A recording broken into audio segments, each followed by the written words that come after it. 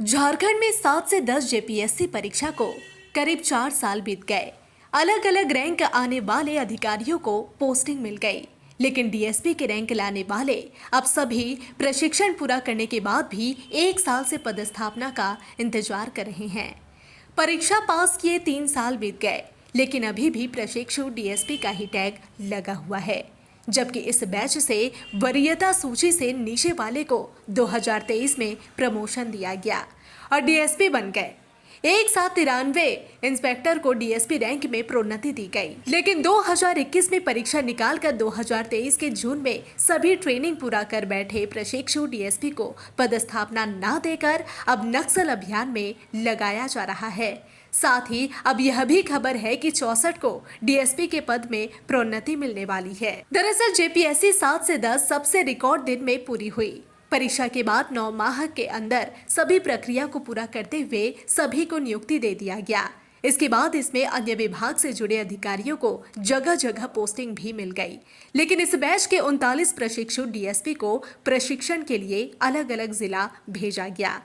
Hazaribagh police academy से लेकर व्यवहारिक और अन्य प्रशिक्षण पूरा करने के बाद पोस्टिंग किया जाना था, लेकिन अब तक सिर्फ इंतजार ही इनके हाथ मयस्सर हुआ है। अब सूचना यह भी है कि पोस्टिंग के बजाय कई प्रशिक्षु डीएसपी को झारखंड के चाईबासा जिला भेज दिया गया, जबकि अन्य प्रशिक्षु डीएसपी को जिला या मुख्यालय में रखा गया है। ऐसे में अब फिर पोस्टिंग की उम्मीद ही इनमें खत्म हो गई है। ऐसे में अब फिर सूचना है कि इंस्पेक्टर रैंक के 64 पुलिसकर्मियों को डीएसपी रैंक में पोस्टिंग देने की तैयारी चल रही है। सभी की रिपोर्ट पुलिस मुख्यालय में मांगी गई है, जिसके बाद अधिसूचना जारी की जाएगी। अब सवाल है कि झारखंड में आखिर किसके इशारे में पूरा खेल चल रहा है। जिसे पहले डीएसपी बन जाना चाहिए था वह इंतजार कर रहा है, और जो जूनियर है उसे ताबड़तोड़ प्रमोशन देकर पोस्टिंग दी जा रही है।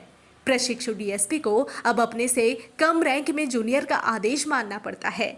ऐसे में देखें तो इस पूरे मामले में कोई भी प्रशिक्षु डीएसपी तो कुछ बोलने को तैयार नहीं है, कैमरे के सामने कुछ भी नहीं बोलने को तैयार, लेकिन जो खेल इनके साथ चल रहा है इसका दर्द इनके अंदर मौजूद है। ऐसे में झारखंड में कई बार ट्रांसफर पोस्टिंग का खेल बड़े पैमाने पर होता है। इसे लेकर कई बार सवाल उठ चुका है।